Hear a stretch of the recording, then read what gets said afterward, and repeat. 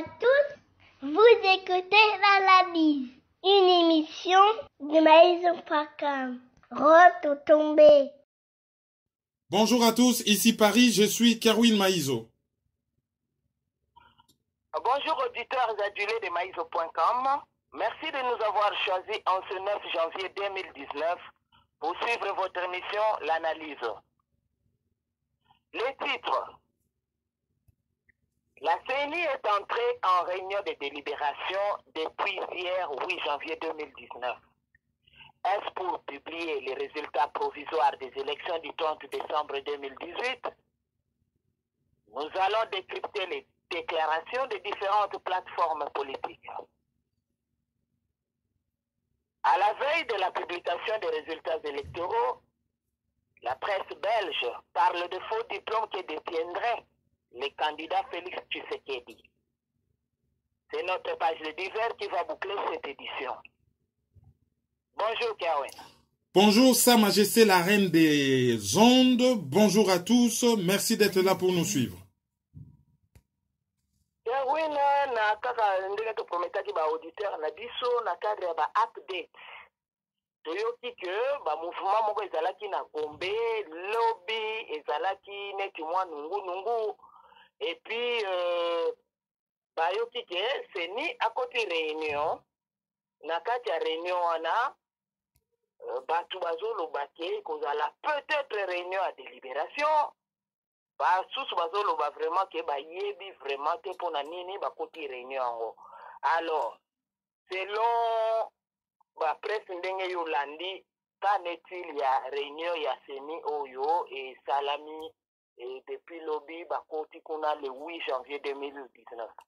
Selon la presse internationale, notamment Radio France Internationale, balobi ke réunion oyo CENI a koti ezali réunion ya délibération pour na ko publier ba résultat provisoire ya élection ya le 30 décembre 2018. Pourquoi bazo benga yango réunion ya délibération? Bazo benga yango réunion ya délibération parce que soki ba résultat et salami compilation et salami déjà CENI à Kinshasa ba centraliser ba résultat tango ba ko centraliser le 9 membres oyo bazali ko constituer directoire ya CENI to yebisa bino ke ba décision zo maka à l'unanimité ba ko procéder na ba vérification. Bazo vérifier, ba PV nyonso, compilation, centre nyonso compilation, résultat ni netindi, PV komami nini, bazo compter, bazo vérifier. Et ce qui par exemple, ba koti doute na CV moko par exemple, eza na barature, ou ezali flou, ou ezali effacé, ba ko discuter. Pourquoi ezali flou? Pourquoi ezali effacé? Pourquoi ezali boy? O to bengaka délibération. Et souka, bango nyonso va se mettre d'accord que oh to tangi, biso nyonso tozali d'accord, ba voix to tangi boy, muta gagner ezali mutu boy, Pona ba PV oyo to mona ki flou. Biso nyonso to yokani ke il faut par exemple to boaka yango ou to garder yango pona likambo boye est-ce que biso nyonso autour ya table à l'unanimité tozali d'accord alors Corneille Nanga yo bimisa publier kombo ya mutu oyo a gagné ba élection donc yango na baso benga yango réunion ya délibération. Na 2011 CENI akotaka na réunion ya délibération et duraka 3 jours. Et les lots va promettre biso balobi ekoki kozwa 24 heures ou 48 heures. Or, tango to komi déjà les lots, bon, to sali to komi na nous 16 heures te, donc 24 heures ya liboso banda ero bango ba kotela ki lobby à peu près et sili na nous te. Donc ekoki ko continuer jusqu'à jeudi après-midi. Pourquoi pas peut-être ko doubler, personne ne sait mais bazali na réunion ya délibération. Alors, tango ba koti réunion mbala moko ba blindé ya armée et ko bloqué boulevard du 30 juin na niveau ya CENI. Et tango bloqué boulevard du 30 juin na niveau ya CENI, population et s'affolé, batu ba kimi Gombe, ba marché ba boutique kangi, marché kangi, mutu na mutu bate la vie kima. Ezola qui s'appelle eloko ya mi balé, ezali instinct de survie to boité, instinct ya conservation, oyo mutaso bate la bomo inaye, mais ezola qui s'appelle peuple moko za na bobangi mingi ke vu kaka ya véhicule blindé mutu à s'affoler à komiko kima. Bon, char et bomaka, disons, char est destiné pour na koboma mutu te, char et tiraka musika. Soki mutu zali na face ya char et kobeta yo lisacité, eza on dirait lingo boma ngungi na munduki. Donc le fait que ba kino babanga ka blindé au char, oui, Mutazana mundu ke kobanga ye me char blindé okobanga yete. Et puis na ville ya Kinshasa no mweka libome banda. Mutakwa ko bombarder jamais population. Je dis bien azui avion ba komi ko bombarder. Loba ke o rébellion moko koti na kin oui.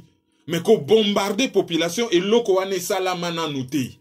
Et wana penda so ke salami ça sera une grande première internationale et muto ya ko sala yango, je crois que akozala la dernière personne Oyo, une armée nationale qui bombarde une population Oyo yazali censé ko protéger parce que makamona nyo sotoyebi maintien de l'ordre c'est la police.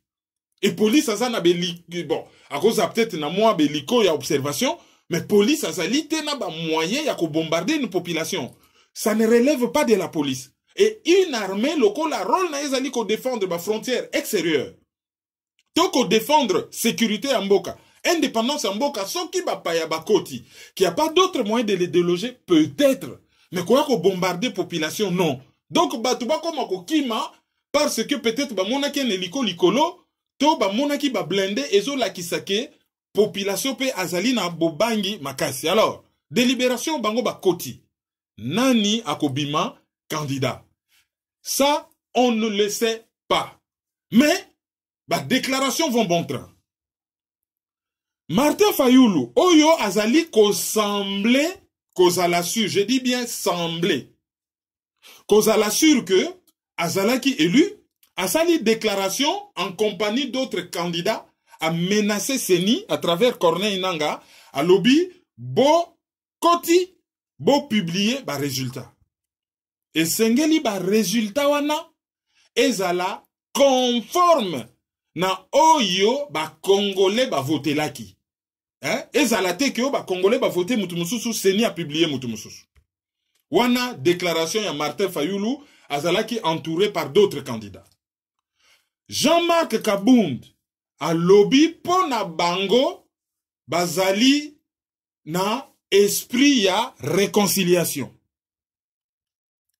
Il est normal que candidat sortant Joseph Kabila akutanana candidat Oyo probablement azali élu pour naba solo la masolo ndenge nini bakosa la passation ya pouvoir, passation apaisée et civilisée ya pouvoir. Et sengeli ba solo la bango bazali na optique ya réconciliation, bazali na optique ya pardon. Et batu ya majorité présidentielle bango na déclaration na bango ba aller en tundu mutasala ki déclaration bazo tirer à boulet rouge sur Senko ba lobby Senko ba fandiwana ko sala ba déclaration bango soi-disant banganga nzambe simana bango ba ange de ténèbres Oyo bazali ko solola na ba loki ya Congo ba bombani na sima ya Senko pona Senko asala ka ba déclaration moko oyezo kende na sens moko boy. Ce qui totali ba propos ya Alain Atundu déjà ça ba propos ya bato yo bazali sûreté ke ba gagner. Mais ba komi ko luka bouc émissaire ba koko cela nani. Et ba menace na bango zo kende et pas ya Senko parce que zo mona na ke Senko mutu a komi ko empêcher bango ba frauder calmement. Parce que Senko angalise li bango misu et a taleli bango à travers 40 000 observateurs. Qu'est-ce qui s'est passé réellement pour na ba déclaration à Senko? D'ailleurs, à Bencholi à Lobiango, dans différentes émissions à Lobby, ba publié combo ya Muto ya gagné. Bango ba lobby te ke Mutango sa opposition, azali à pouvoir. Alors, pourquoi ekoki ko gêné FCC? Ce qui bat ba lobby ba publié Muto a gagné ki. Normalement, ce qui FCC a gagné ki, il faut accepter la coute à lobby, oui. Ba sengi ba publier Muto a gagné ki, donc, oura, il faut to CP là. Pour ba sengi ba publier Muto a gagné ki. Mais bango zo gêné bango pona nini. Ba lobby, batu, ba bombani na sima ya Senko, ba ange Oyo ya Mulili. Ba ange ya Mulili wana bazali lié na bapaya. Mais personne n'oublie que pouvoir ya AFDL les ali pouvoir ya bapaya. Ba ya na Congo na ba avion ya American Mineral Field Adasa. Ou échange à combo, société à Bill Clinton, ba George Bush, ba John Howard, société au Ezali na Kansas, Bayana Congo, financé par Dan Gettler, 15 millions de dollars. Bayana Congo, financé par la société canadienne. Bayana Congo, na bachar, y a conglomérat d'aventuriers, c'est-à-dire par ba arme et Wutaki, Afrique du Sud, ba arme américaine na britannique, Oyo, et zalaki ba résidus à Minduki, Oyo, y a guerre du Golfe, Oyo, bayaka nango na Somalie. Tango ba melisi bango kopo na Somalie, bota la film, la chute du faucon noir, ndenge ba Somalien, ba salaka ba américain, ba humilié bango, et ba arme na misuso ba britannique, ba bombaka na base ya Entebbe, et yé na Rwanda. Et ça n'a pas véhicule bunga na Rwanda, on a qui combien de véhicules, ba tout ambassadeur États-Unis à lobby et bungi na Zamba. Et ça n'a livre à Patrick Mbeko. A déclaré pendant que non et bungi. Ba véhicule so qui 600 et bungi. Bango bato baya na pouvoir à bapaya, lelo oyo ba komi ko fustige bapaya. Allez, ba télévision africaine mususo bazo maîtriser ba dossier Net Afrique Média na Cameroun. Bakomi ko bimisa ye neti un panafricaniste oyazo telemela impérialisme et que bamindele bazo sala ye mabe ya zali victime. Non. Ezali muto yo a violé mibeko panafricanisme elingi ko lobate ko violé mibeko ngai congolais na keka na Nigeria. Bon, je suis panafricain. Sikoyo na ngina comme président ya Nigeria. Soki bolingite na kamati minduki binobo obéir, na tutu la bino masasi, vive le panafricanisme. C'est pas comme ça que les choses se passent.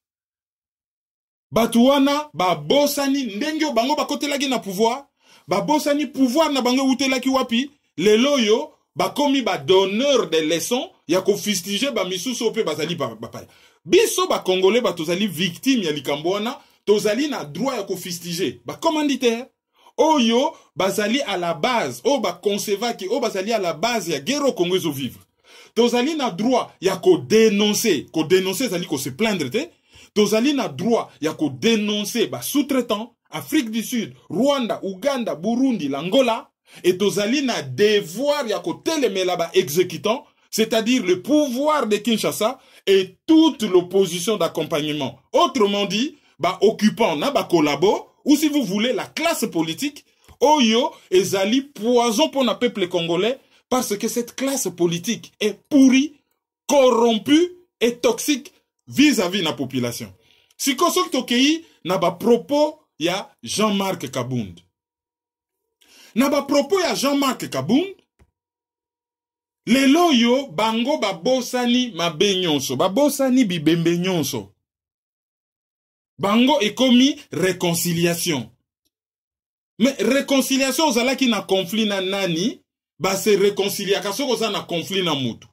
Mais soko zali victime ya mutu, il y a pas de réconciliation, on parle de justice. Soko zali victime, on parle de justice. Mais soko zali en conflit, on peut parler de réconciliation. Or na kaya pouvoir ya Joseph Kabila. Population congolaise dont certains partis politiques ba militants na bango pas ba élite na bango corrompu. Ba militants ba zali ba victime. UDPS a payé le prix de sang. Je parle des militants, oyo ba landaka ba dirigeants et IDPS comme des moutons.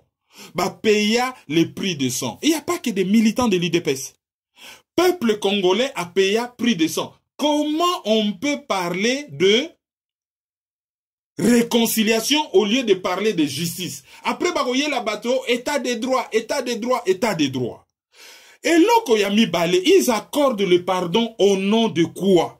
Le pardon, on ne peut l'accorder que ce qui justice c'est salami. Moutou andimi ma benaye, à la rigueur, à payer par rapport à ma benaye. Après, balobi bon, il ne faut avouer être à moitié pardonné.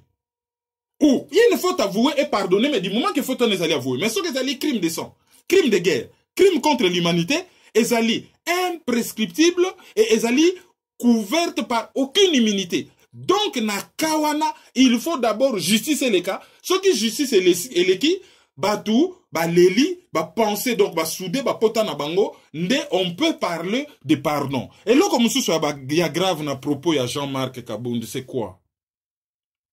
Comment ça, résultats électoraux et yebanité? Mais, parti politique mususu, ba publier na no ba résultat teke, mais bango ba komi déjà ko solo la na mutu pona, passation ya pouvoir.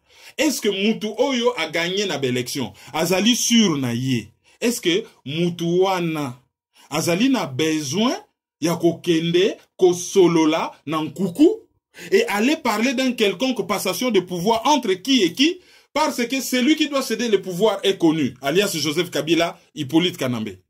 Mais celui à qui l'on doit passer le pouvoir ne sera connu qu'une fois, c'est quoi qu'on publie les résultats. Or, c'est quoi ça on a noté. Alors, comment expliquer que bango déjà bakei na français babenga kango compromission, comitéka.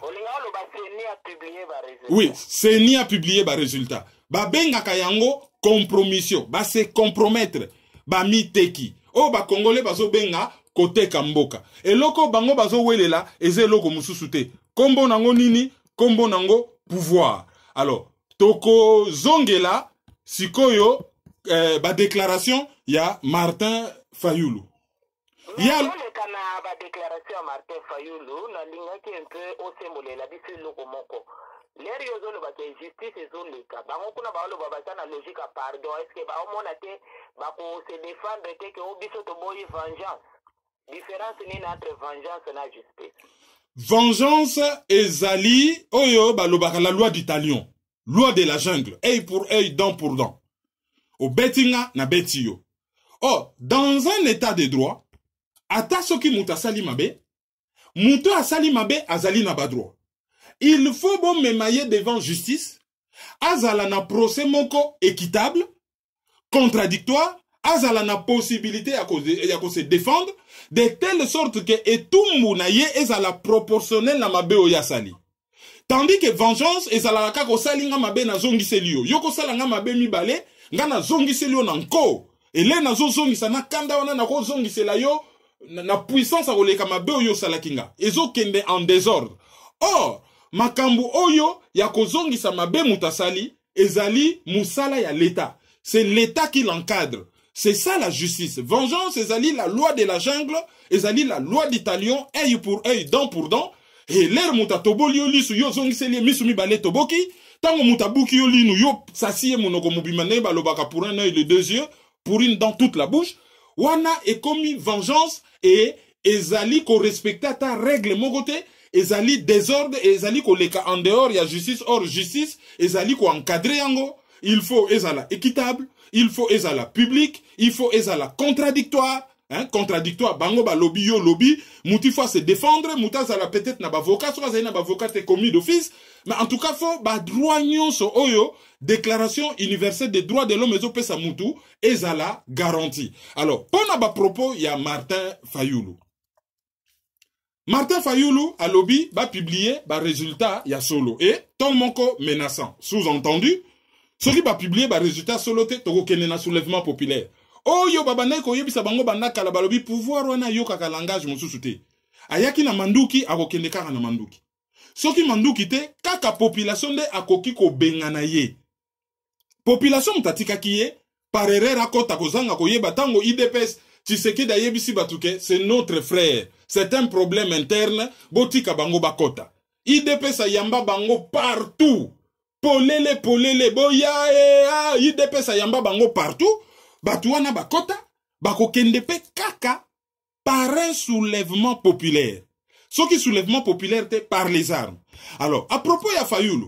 Dernièrement, toyoka ki ba propos ya Félix Tshisekedi azoloba, il faut balimbisa Kabila, ba komisaye, ba pesaye ba fonction spéciale na Congo, ba komisaye ambassadeur extraordinaire, et ba limbisaye, na maba sala, ba rendre ye même hommage, ba komisaye, ba propos wane chokaki. Et chokaki na niveau moko kezalaki débat na ba réseaux sociaux.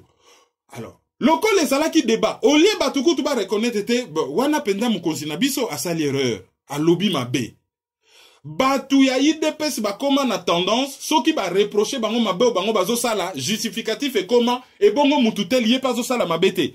Comme si mabe ezalaka modèle. Mabe ezali modèle te. O yibi po na nini? O nga na yibi po angwalima pa yibaka. Ah, yo yibi po na bonga wulu wala ya yibaka te. Ah, yo bomi mutu ndenge nini? Angana bomi mutu po wala c'est pas bomaka batu. Angana sali boy po na boy. Non. Mabe ekoki kozala modèle te.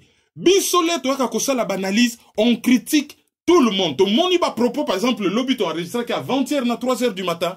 Même ceux qui sont en ligne l'après-midi, bah, propos, oh, il y a Fayoulou, il y a Kala. Tu sais comment on a des réseaux sociaux après. Oh, il y a Lobaki qui Kabila est un citoyen du pays. Azali sénateur à vie. Il peut faire tout ce qu'il veut. Et révolution na bango, il y a la Mouka, c'est une révolution, pardon. Déjà, il n'a pas le droit.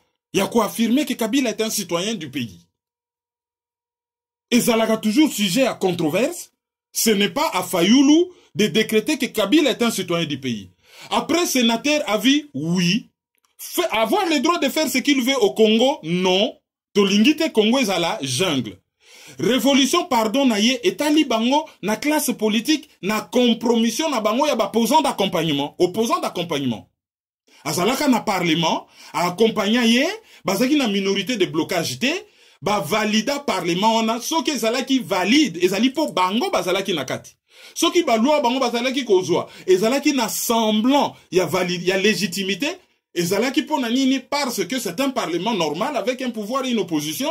L'opposition pas l'obaki, mais a koki ko bloqué te adoption à ba loi po azalaki na minorité de blocage te. Mais Fayoulou ayeba que en matière de crimes de guerre, en matière de crimes contre l'humanité, il n'y a ni prescription, ni immunité.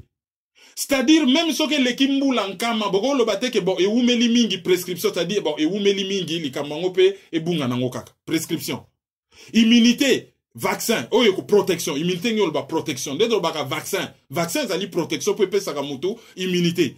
Alors, fonction, président, député, et protège akamutu, par rapport à l'infraction, moko balobi non. En tant que Mokonzi, décision, ya zouaki en tant que Mokonzi, et bakoki ko condamné yete azali protégé na kibokonzi sinon te soki mokonzi avant zo décision zo banga mibe ko lobby ah soki na lobby par exemple batele mela bato bazo sala mobulu kuna soki mutakufi bakokanganga mokonzi mo a travaillé bien te yangona mokonzi bien qu'il doit réfléchir bien qu'il doit respecter la loi il faut azala na ba immunité zo pesa ye liberté ya kozwa certaines décisions ya zo mona kezali malamu pona mboka mais en matière de crimes de guerre des crimes contre l'humanité immunité zalakate. Naba dossier wana, la mouka a koki ko pardonner Joseph Kabila te, soka kometa ba guerre na ba crime contre l'humanité. Et en matière de nationalité, tango yo zui nationalité congolaise de façon frauduleuse, ou accéder na kibokonzi de façon, lokola un imposteur. Mutu oyo bo kanisa ki kazalibo, nso kanda zalibo, un imposteur. L'imposture doit être condamnée. Parce que la fraude corrompt tout. Fros omnia corrompit. Donc, à kokipete koya ko décréter que bon, azali citoyen congolais, ça ce sont des déclarations irresponsables. On a ipsaka bino na lobby, bango nyonso bazali ba membre ya classe politique. Bazali contre biso. Blanc bonnet, bonnet blanc.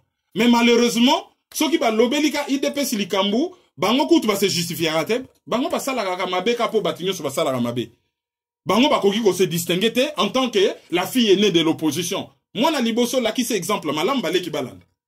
Donc IDPS azo pardonné na Kabila parce que Essida pardonaki Martin Fayoulou a pardonaki. Yangona na task force pour le Congo na tangue logo moko intéressant oyo maître Retia Mouria komi. Valse de pardon aux obsèques des élections. Hier sur la tombe des élections, Fachi a promis le pardon et la sanctification s'il était nommé héritier. Now, Mafa, pour la Mouka, promet à Jésus le pardon si ce dernier lui reconnaît sa victoire. Or, Jésus a juré que Judas devra finir par se pendre. Jésus s'est d'ailleurs barricadé au palais de la nation, reléguant son héritier chez Tchibala. Qui serait assez naïf pour penser que Jésus se laissera juger jusqu'à implorer le pardon de Judas? On dit que la politique est dynamique. Ici, la réponse est prévisible. Qu'on ait démocratiquement voté à Beni ou chaotiquement via la CENI, les bulletins sont dans la poubelle. Le mieux offrant est celui qui sera nommé par la CENI et validé par les SAD connus, qui n'a cure de vos urnes. Moralité, demain apprenez à vous libérer seul. Cela s'appelle la résistance, qui mène au soulèvement populaire. Pas ces soulèvements politiciens brandis ça et là, et qui ne mènent qu'à la compromission. Voilà. Wana, bo comprendre yango, à résumer o nyo so biso to uti koloba, de façon, je vais dire ludique, avec un peu d'humour, mais à résumer, Oyo, Nyonso, Touti, Ko, Loba. Voilà, d'ici 24 heures, peut-être 48 heures, Togoyeba, qui a été élu. Ou peut-être Togoyeba, qui a été nommé électoralement par la CENI. C'est alors que, carte Batutu et Gobima, Togomona sait que vaut la population congolaise et classe politique wana ezali déjà médiocre. Bako jouer l'air va tout. Et cette fois-ci, ça passera ou ça cassera. Si ça passe, toza libéré. Si ça casse, tokomi baoum. Mais pourquoi les gens vont sentir besoin, il y a qu'on rassurer Kabila qu'il est dans son pays, il est citoyen congolais. Qu'est-ce que ça cache ces déclarations? Ba raison na bango mingi ezali, batu na bango balobi non, ozomona, soko ozobunana mutu, il faut kozala mayele, soko asa makasi, yo soko bando kanela ye déjà avant, akozwela yo mayele. Yango wana, il faut ko flatter. Flatterie ezali qualité te na politique. À la rigueur, bako epe ko fanda nye. Bazana ba revolver na mitu te ke bazo obligé bango baloba. Batu no balobi bon, qu'est-ce que ozo penser sur Kabila lobby? Ben pour le moment, j'ai pas envie de répondre à cette question, point barre. Point. Ou demain, il se passera, c'est que le Parlement décidera. Donc, la démocratie, il y aura une séparation du pouvoir. Nga ina kokota makamba parlementaire, parlement zali wana pona ko contrôler nga na exécutif, justice azali indépendante a kosala musala na ye. Ba après s'il faut qu'il y ait des solutions politiques, tokota la parlement oyo kozala élu, ndenge nini tokoyi ko solo la politiquement pour voir ce qui est possible d'être fait. Mais pour le moment, c'est trop tôt pour en parler. Voilà la réponse politique que ces gens peuvent donner. Oyo yako koma ko pesa pesa. Ba réponse au bango bazo pesa wana ezo la ki sapenda ke bazali compromis. Ba misusu bazali non seulement compromis mais bazali corrompu. Ba misusu non seulement que bazali corrompu, bazo tenir bango par la barbichette. Seul Dieu sait bazo tenir bango l'élément nini mais bazali bateau penda bazo tenir bango. Deuxième sujet, il y a le lot Ezali, presse belge, a remonté dossier sur ma faux diplôme que détiendrait Félix Tshisekedi. Au tient son contexte, et timing, et puis commentaire et analyse. Tomoni na la libre Belgique, na bakomi présidentiel Congo, le diplôme belge de Félix Tshisekedi est faux. Ezali article Oyo, Ezali signé entre autres par Hubert Leclerc. Alors on va vérifier. Ouais, Hubert Leclerc et BDO. Bon, HLE, il faut s'alayer, mais bon, on ne sait pas. Mais en tout cas, signé par HLE, Tolongo Hubert Leclerc, hein, comme on n'a pas de preuves, qu'il nous pardonne. Tolongo Hubert Leclerc. Signé par HLE et BDO. Voilà, et Balobi, diplôme Oyo, il y a Félix Tshisekedi, à Kotisaki na Seni, Ezali à Moniato, Ezali à Lokuta. Bengaki, Institut de carrière commerciale à Bruxelles, et confirmé que Yebiete, d'ailleurs gradué en marketing et communication. Ezalaganango, chez Bangote, donc à Tangape Kunate. Voilà, à Tanga Kunate, par rapport à gradué wana. Ce qui a présenté un diplôme dans ce sens, c'est que diplôme ango ezali ya lo kuta. Bon après na koti nangai même attestation à diplôme oyo na yebite côté nini bazwa kiango, en tout cas attestation de diplôme wana ezali ya lo kuta. En une phrase, la rumeur avait déjà agité la campagne présidentielle au Congo. Les titres académiques dont s'est prévalu Félix Tshisekedi pour se présenter était-il vrai? Celui-ci, comme la loi le lui imposait, a en effet déposé devant la Commission électorale nationale indépendante un document attestant l'obtention avec mention satisfaction d'un gradué en marketing et communication. Ce diplôme, il l'aurait obtenu durant l'année académique 1990-1991 à l'Institut de carrière commerciale, ICC, une école supérieure de promotion sociale relevant de la ville de Bruxelles. Un graduat qui n'existe pas.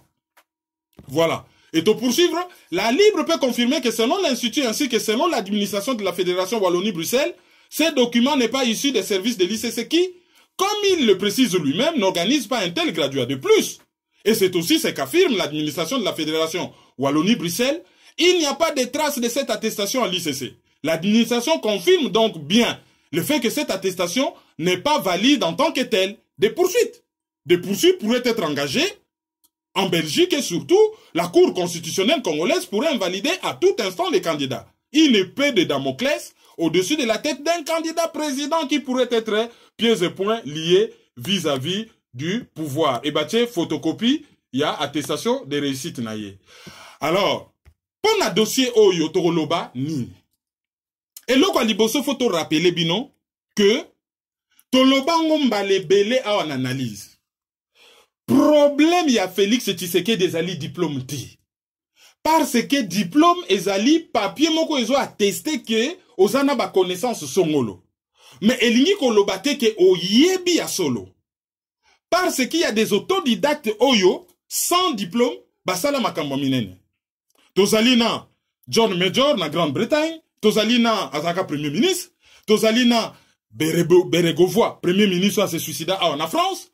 Tozali na Lula, azali na ye métallurgiste, na Brésil, ancien président Brésil, tozali na Les Walesa, ancien président à Pologne, tozali pe na bato basana ba diplôme minene te me ba ningi sambo kaneti ba Lumumba, ba Mobutu, on peut en citer, il y en a un peu partout. Donc diplôme ezali présomption à connaissance, ezali ba connaissance te. Donc on ne reproche pas à Félix Tshisekedi de ne pas avoir de diplôme. Ça c'est faux. Ce qu'on reproche à Félix Tshisekedi, et je suis en train de vous rappeler Makamon Nalobamba l'encaman analyse, on lui reproche le mensonge.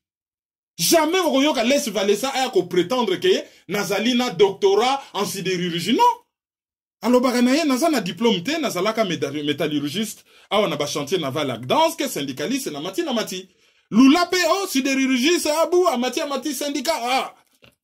Beregovoy anonga na sana autodidacte. John Major anonga na sana autodidacte. Bakosa te. Parce que chaque fois que muta kosa, que ça na diplôme songolo et que ça la kan lengi wanate, soko ça na diplôme en droit, yo lobi que ça en économie, au kosi, et ko coûte au cher. Ministre de la Défense et Allemagne, pour na plagia, a démissionné. Et ça na de ministre mort en Espagne. Et yinde la yeka makamba ba diplôme wana a démissionné. Donc na ba payer beleso yikaka ba timbelio. C'est très grave. Et qu'on yinde la yo, ou qu'on démissionne et qu'on coûte yo cher. Professeur, azaka prof na IPEN, a plagiaka apparemment, thèse, mémoire étudiant sur citancisme. Kamba Iboacha, voilà, sur citancisme. Mais bah, pas ça y est tout un procès, na conférence nationale, et ça lui a coûté son honneur. Donc, ce qu'on reproche à Félix, ce n'est pas qu'Azana diplômé, mais ce qu'on reproche à Félix, c'est de prétendre que Azana diplôme Songolo or Azana Yangote. Donc ce qu'on lui reproche, c'est les mensonges. Ce n'est pas les diplômes, mais c'est le mensonge. Wananga na lobango na analyse. Et loko ya mi bale, ezali nini. Dans l'article à la Libre Belgique, il y a deux choses. Il y a faux et ensuite usage de faux. Pour infraction, on est à faux, ko falsifié, ko sale loko ya monyato, usage de faux ezali ko sale la et loko ya monyato yo salaki. Par exemple, o sali mbongo ya monyato. O bombi mbongo wana nandako. Police obeti mwana bengi police aye nandako kotala pona nino obeti mwana akuti biye moko couleur bizarre na mesa asimba biye wana monyato. Bakangi yo. Ba memi yo na tribunal, ba lobi bon, bazo juger yo pour faux et usage de faux. Yo ko yebisa juge lobité. Ya solo biye wana eza ya monyato. Mais na saleli yango te, na sombeli loko te, na zako mekananga na sombeli loko te. Juge akoloba na yo na condamné yo pour faux. Mais ako condamné yo te pour usage de faux. Mais soko sali mbongo ya monyato. Okei ko sombeli yango na zando bakangi yo, bako condamné yo pour faux et usage de faux. Si qu'on a dossier à Félix, il y a deux dossiers. À produire une attestation, oyo, ezo parler sur un diplôme qu'il n'a pas. Donc, attestation nezali ya monyato. Donc, à saleli, faux. Mais, soki akamati, diplôme ya moniato wana o ezali falsifié akeko koti sango na seni et commis usage de faux. Or na kaya Félix apparemment selon CV na ye o to monaki selon des missions ya salaki na bato ebele y compris nga moko a déclaré que azali na diplôme ya marketing et communication ya ICC. Or ICC selon vérification bazalaka na marketing et communication ti.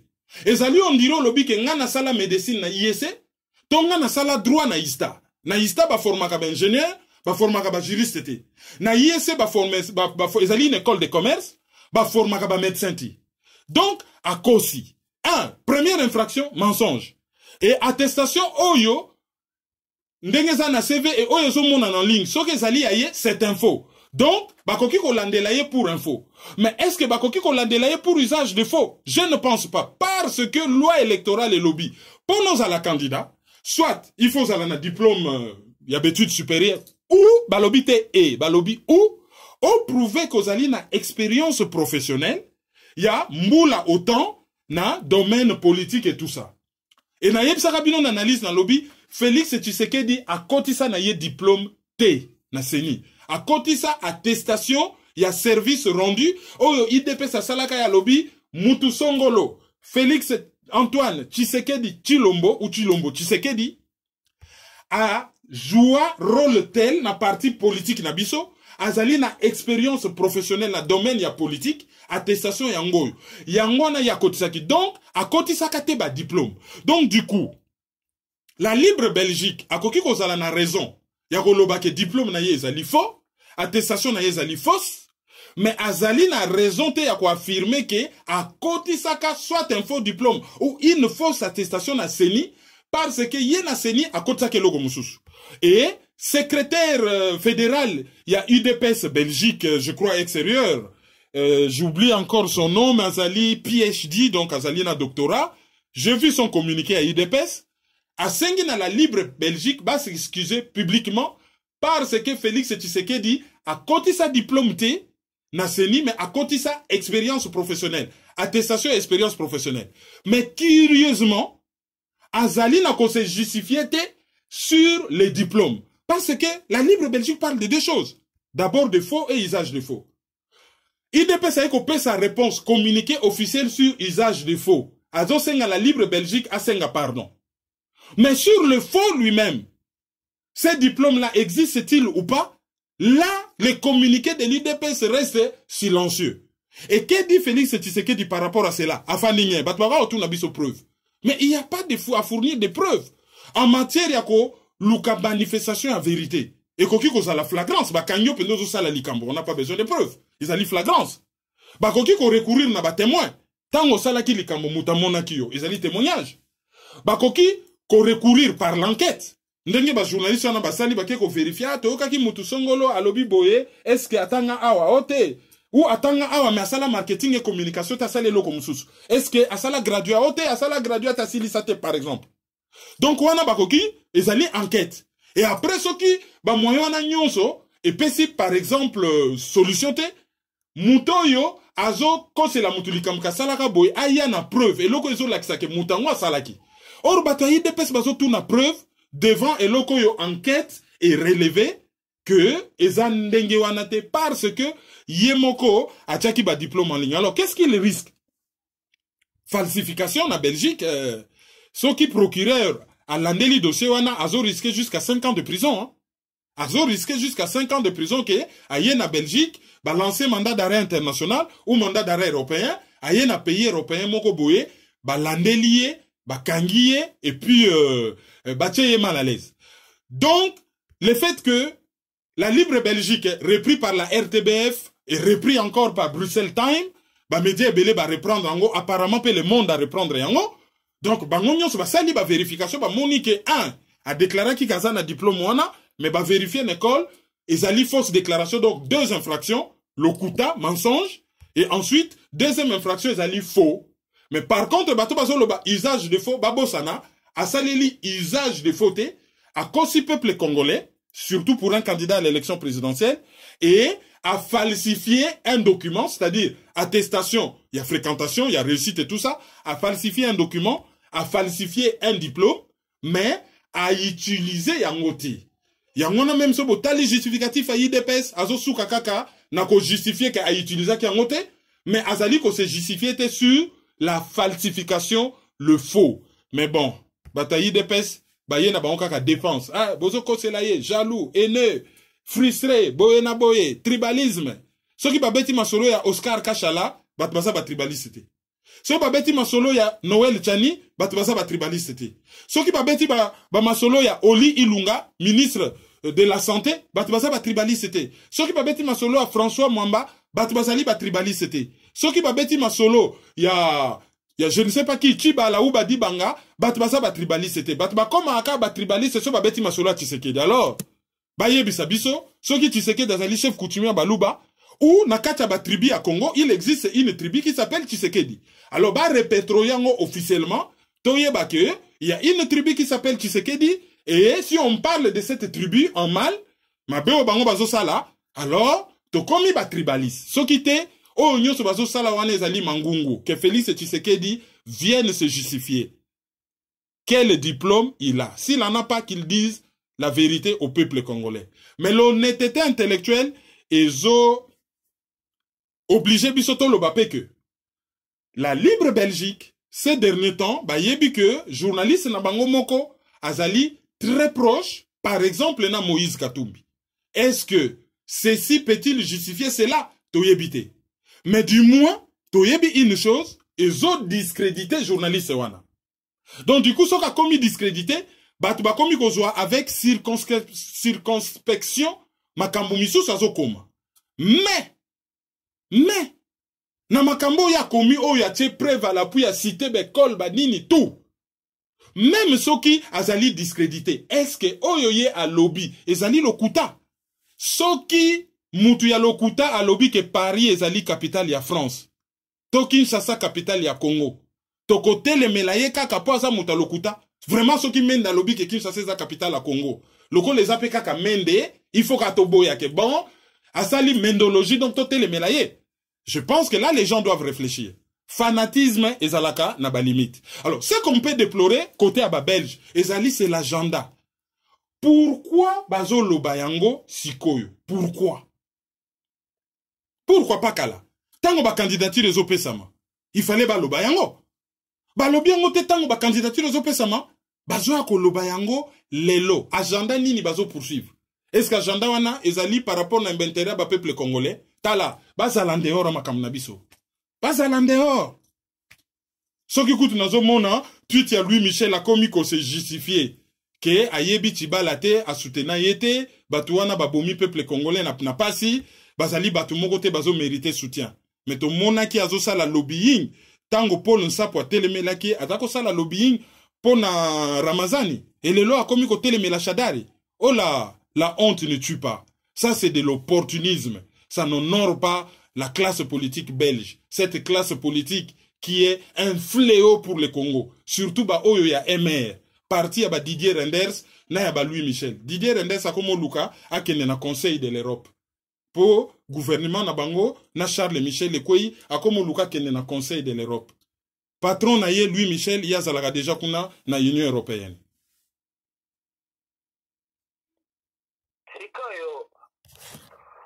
Soki ba Belge ba komi kokoma ba matisi pression sur le dossier oyo ya Tshisekedi. Est-ce que zate soki de recouper l'information par rapport à interview oyo ya salaki na Colette Brackman et puis par rapport ya ba bruit oyo ya masolo ya ke kosolola na Kabila.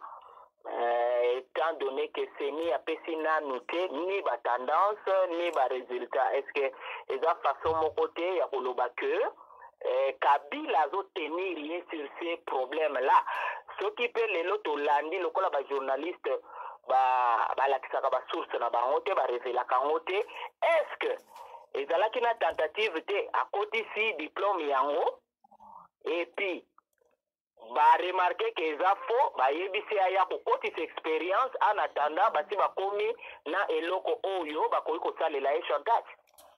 Ben, ce qu'il faut signaler déjà, Ezali, que il y a beaucoup d'agendas au Ezali derrière. Et koki ko arranger l'adversaire politique ya Félix Tshisekedi, et koki ko arranger certains intérêts belges. Mais na seni, soko kotisi ba document ya candidature, ozali na un certain nombre de jours, na ba texte sous les yeux, mais je crois c'est 4 jours, hein? Ozana 4 jours, okoki ko kendo corriger, ko bimisa ba document, ko changer, ko kotisa misusu.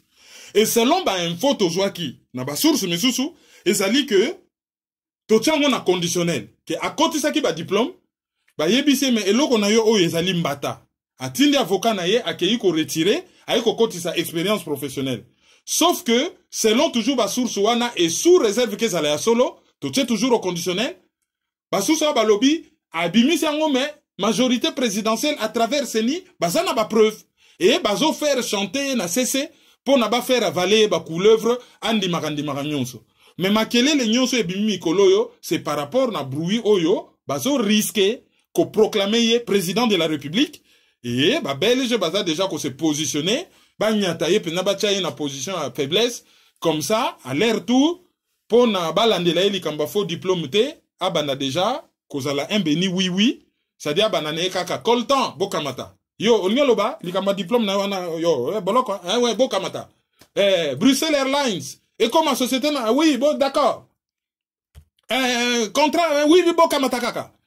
Nini, bokamata. Pona kutu, seni, tala, va belge va osaka na biso. Société yo, ils ont géré informatique à seni, ils ont validé les résultats sur le plan informatique. Président de la société wana, abala une rwandaise. Je me demande ce qu'ils allaient par hasard. Voilà. Belgique est un pays qui est très nuisible pour le Congo. Mais pourquoi Belgique, c'est qu'il faut sentir besoin on a attaquer Félix alors bangonde ba bokola yekuna na ba mire na bango quand entre guillemets il fuyait la répression de Mobutu donc azali produit na bango pourquoi les loyo ba koki ko se basé na résidence ba pesa ki mais ba lingi beaucoup plus ba tia rapport de force par rapport à dossier à faux diplôme. Je crois que bango azali résident na Belgique, bananaye bazali ba belge, yemoka loba yango, ba yebiye mieux que quiconque. Donc peut-être que liboso batako soyez au sérieuté, ba yeba kite peut-être que Kabila a koki ko utilisé comme dauphin et que ba moni danger o ezoya par rapport peut-être, je dis bien peut-être na incompétence na ye par rapport na makambo ebele, bango ba yebiye mieux. Et bazana ba raison na bango oyo bakoki ko sepela na ye to ko banga ye. Sauf que ba raison na bango eza ya ba congolais te, bato bako juger ba politicien congolais c'est que le peuple congolais c'est pas les belges. Donc bazana ba raison na bango oyo ezali ba raison ya peuple congolais te. Auditeur du jour. Auditeur du jour na biso ya liboso ezali Bekatam Yami Bale ezali John Luchima. Yamisatu ezali Jean Dangi, Yamine ezali Colorado City, Yamine ezali Chantal Bando et Tokosuka na Dede Mateta. Alors, tozali na communiqué le 29 pour na batbazali na New York boye bake Daju hein les qui a maître Gims moi na Yaju na janana azana concert na New York et kozala le 29 janvier oyo donc na New York wana communiqué à liboso communiqué à mibale bana nyonso ya Kauka association bana Kauka ya poto ezali ko informer bana Kauka liwa ya José Mombili azali na avenue frontière na Bongolo azali neveu ya Antonio oyo Ayebani Makasi Nakawuka, donc José Mombili a Koufi depuis ce matin, donc communiqué Yami Balé et Zali Yangoana. Na ba communiqué de succès analyse pour la vélo et ça là qui update sur situation électorale pour la Kinshasa. Et merci mingi ndenge bulandibiso tokutana mikolo koya. Merci mingi. PayPal maizo@hotmail.com. Site www.maizo.com. YouTube, abonnement gratuit, ezali Kerwin Maïzo. Page Facebook, Kerwin Maïzo le panafricain. Groupe Facebook, les amis de Kerwin Maïzo le panafricain. Téléphone 0033 758 469 414. Ezali Lika Mobile ya France. Pour naba oyo balingi ko charger on naba unité. WhatsApp nabiso ezali 0033 763 55 38 46. Bolanda émission Tosalaki na Diaf TV sur Tosalaki le point sur situation électorale ya Congo et réunion ya conseil de sécurité au Ezalaki reporté et commis vendredi. Donc voilà, ce sont les dernières informations. Merci de nous avoir suivis. Pour le moment, na Kinshasa, toujours pas d'internet. Donc, bazako se plaindre que bazo landa bisote. Merci Nabino Ndenge Bolandi Biso. Au revoir. Merci beaucoup. Merci beaucoup. Merci beaucoup pour tout ça.